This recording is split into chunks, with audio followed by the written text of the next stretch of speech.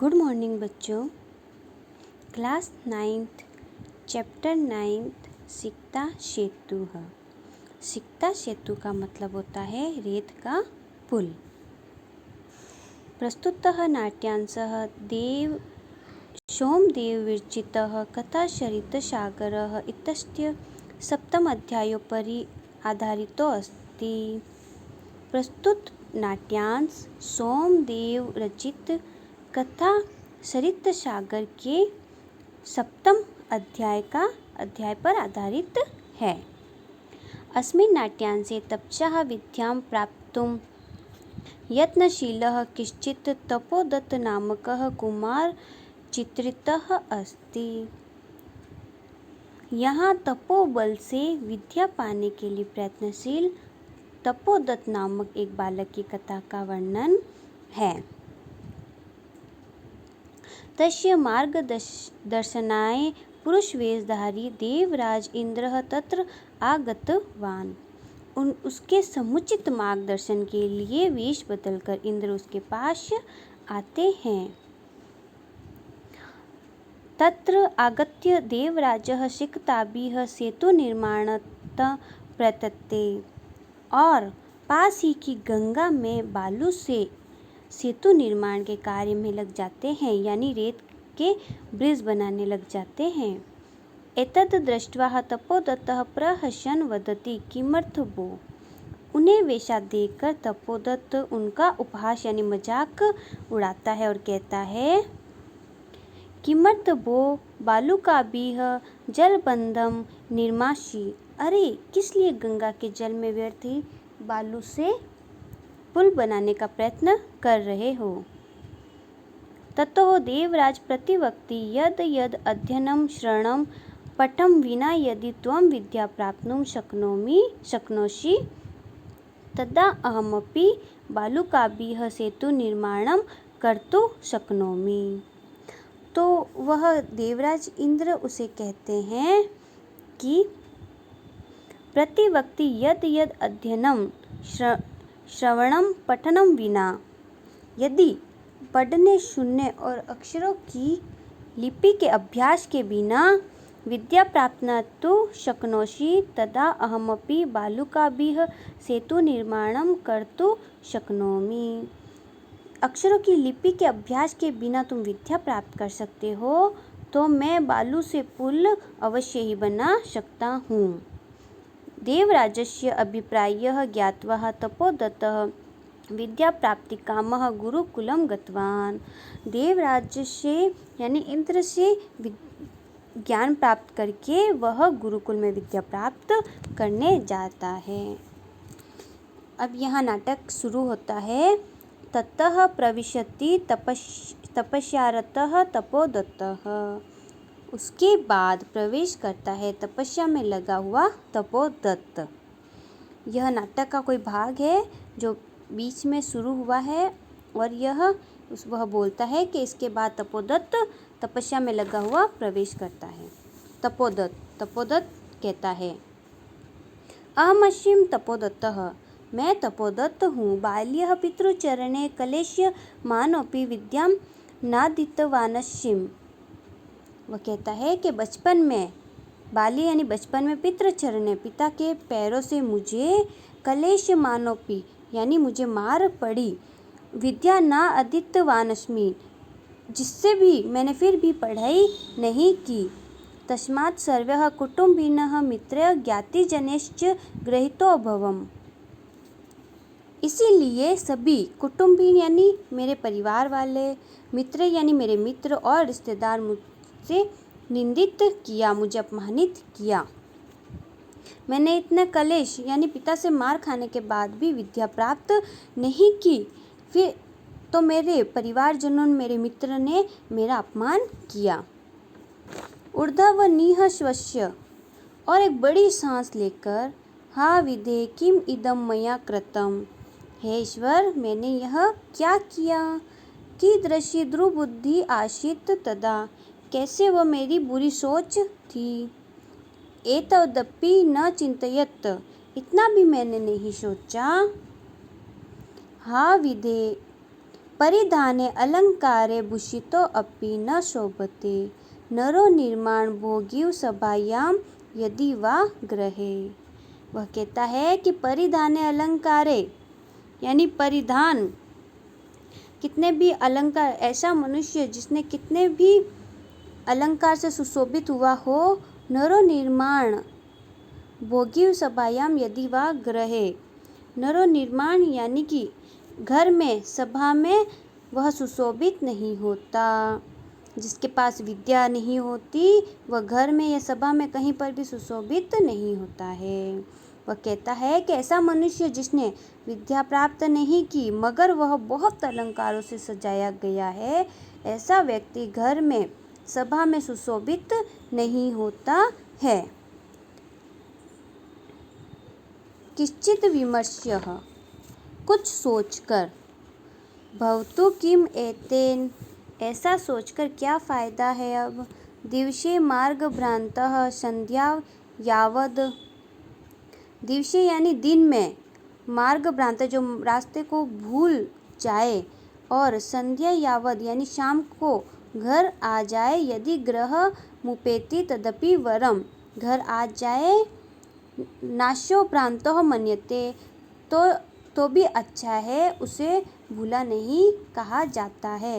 वह कहता है ऐसा सोचकर क्या फ़ायदा, जो दिन में रास्ता भूल जाए, शाम को वापस घर आ जाए तो उसे भूला नहीं कहते हैं। अतो अयम इदानीं तपश्चर्या विद्यां वाप्तुं प्रयत्नो अस्मिन्, इसीलिए मैं अब तपस्या के द्वारा विद्या को हासिल करने के लिए प्रयत्न कर रहा हूँ। जलोच्छ्वन ध्वनि श्रूयते, इतने में ही पानी की उछलने की आवाज़ सुनाई देती है। अये कृतोऽयं कल्लोच्च ध्वनिः महामत्यो मकरा वा भवते पश्यामि तावत्, अरे यह आवाज़ कहाँ से आ रही है। कल्लोलो अच्छलन ध्वनि कहाँ से आ रही है, लहरों की, शायद कोई बहुत बड़ी, महामत्स्यो बहुत बड़ी मछली, या मकरो मगरमच्छ होगा तो देखता हूँ, पश्यामि तावत तो वहाँ देखता हूँ। पुरुषमेकं सिक्ताभिः सेतु निर्माण प्रयासं कुर्वाणं दृष्ट्वा साहसम्, पुरुषमेकं किसी एक पुरुष को, ब्रिज सिक्ताभि सेतु निर्माण ब्रिज बनाते हुए देखकर वह साहसम यानी हंसता है। हंत नास्त्य भावो जगाति मूर्खाणाम, अरे मूर्खों की कमी नहीं है। त्रिव प्रहायम नदाह मूढ़ोयम सिक्ताभि सेतुम निर्माणम प्रयतते, दुनिया में बहुत वो कहता है अरे मूर्खों की कमी नहीं है, दुनिया में बहुत तेजी से बहने वाली इस नदी में यह मूर्ख रेत से ब्रिज बनाने का प्रयत्न कर रहा है। साटहास्यम पार्श्वमुपेत्य, उसके पास जाकर हंसता है। वो महाशय किदिमं विद्यते अलमलम तव श्रमेण, वह कहता है महाशय यह क्या कर रहे हो, बश करो। पश्य रामो बबंध यम सेतुशिला अभिकराल्ये, के बश करो। भगवान श्री राम ने सेतु यानी ब्रिज किससे बनाया था, पत्थरों से, जिस प्रकार समुद्र में भगवान राम ने ब्रिज बनाया था। विद्वत बालुका भी यामी त्वमति रामताम, और उस ब्रिज को रेत के द्वारा बांधते हुए तुम राम को भी अतिरथ कर रहे हो, यानी राम को भी चुनौती दे रहे हो, यानी राम से भी बड़ा कार्य करना चाहते हो। चिंतयत तावत सिक्ताभिः क्वचित् सेतुः कर्तुं युज्यते, वह सोचा कि रेत से क्या ब्रिज बनाया जा सकता है, वह सोचता है क्या रेत से ब्रिज बनाया जा सकता है। पुरुष कहता है भोषत तपस्विन कथम माम अवरोधम करोषि, वो कहता है तपस्वी कैसे मुझे रोक रहे हो। पुरुष कहता है प्रयत्नेन किम न सिद्ध भवति, प्रयत्न से क्या हासिल नहीं हो सकता है। कावश्यकता शिलानाम, पत्थरों की क्या आवश्यकता है। रेत बनाने में भवता चिंतनन न वा, मैं ब्रिज बनाऊंगा, मेरा संकल्प है, तुम चिंता मत करो। वो कहता है कि मैं सिक्ताभिरेव सेतुम करिष्यामि, स्वसंकल्प दृढ़ता, मेरा संकल्प है, मैं ब्रिज बनाऊंगा। फिर तपोदत्त आश्चर्यम, किम सिक्ताभिरेव सेतुम करिष्यति। तपोदत्त कहता है यह आश्चर्य है, क्या तुम रेत से ही ब्रिज बनाओगे। जल प्रवाहरे स्थान यंत्रे किम भवता चिंतयन न वा, रेत पानी के बहाव में क्या रुक सकती है, क्या आपने सोचा है। तो पुरुष कहता है सोत प्रसारम चिंततम चिंततम, मजाक उड़ाते हुए, सोच बहुत अच्छे से सोचा, सम्यक चिंततम बहुत अच्छे से सोचा, नाह सोपान सहायता अधिरोडु विश्वसिमि, कि मैं सीढ़ियों के द्वारा ऊंची बिल्डिंग पर, वो कहता है नाह सोपान सहायता अधिरोडु विश्वसिमि, मैं सीढ़ियों के द्वारा ऊंची बिल्डिंग पर चढ़ने में विश्वास रखता हूँ। समुत्प्लुतेव गंतुम शमोऽस्मि, मैं सिर्फ छलांग लगाकर जाना पसंद करता हूँ।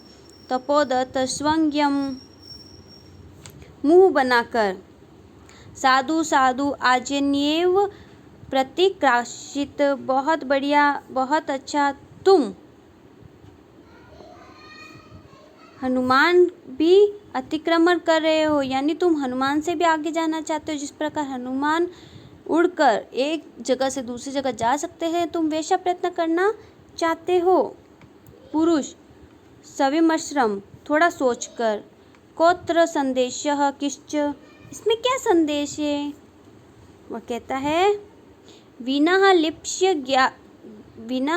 अक्षर ज्ञानम तपोभिरेव केवलम, यदि विद्यावशे शेयुस्ते शेतुरेशः तथा मम। वह कहता है कि बिना लिप्स यानी लिपि का ज्ञान के बिना जो अक्षर होते हैं, उनके ज्ञान के बिना केवल तपस्या के द्वारा ही, तुम केवल तपस्या के द्वारा ही अगर तुम विद्या हासिल कर सकते हो, तो मैं यह ब्रिज अवश्य ही बना सकता हूँ।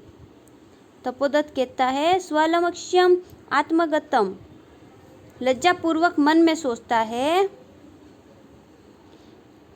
अरे मामे वोद्देश्य भद्र पुरुषोयम अधिश्रिप्ति, अरे मुझे ही ये उद्देश्य बनाकर मुझे ही कह रहा है, यानी इसका उद्देश्य तो मुझ पर ही उल्टा पड़ गया।